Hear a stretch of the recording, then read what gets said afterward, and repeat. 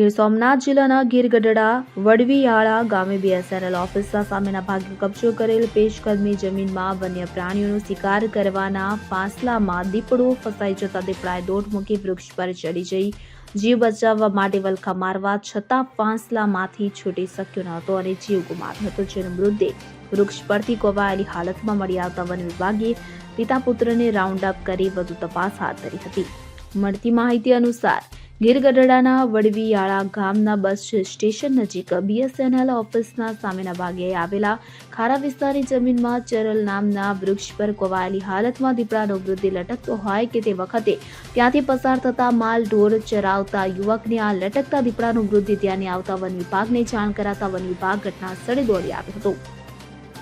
તપાસ કરતા વડવીયાળા ગામમાં સરકારી જમીનમાં પેશકદમી કરી જમીનનો કબજો કરેલ હોય અને જમીનમાં વન્ય પ્રાણીઓના શિકાર કરવા માટે ફાંસલો ગોઠવેલ હોય, જે ફાંસલામાં શિકારની શોધમાં આવેલ અંદાજિત 8 થી 10 વર્ષનો દીપડો ફસાઈ જતા ગળામાં ફસાયેલ ફાંસલા સાથે દીપડાએ દોટ મૂકતા ચરલના વૃક્ષ પર ચડી જઈ જીવ બચાવવા પ્રયાસો કરતા જીવ બચી શક્યો ન હતો. અંતે દમ તોડ્યો હતો. આ સમગ્ર ઘટના અંદાજિત 7 દિવસ પહેલાની હોવાનું જાણવા મળ્યું છે.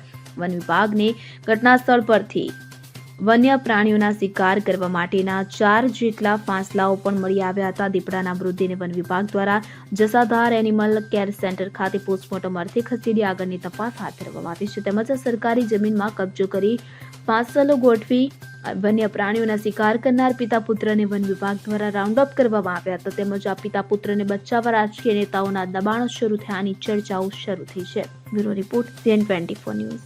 હવે જુઓ દેશ દુનિયાની તમામ ખબરો તમારી આંગળીના ટેરવે.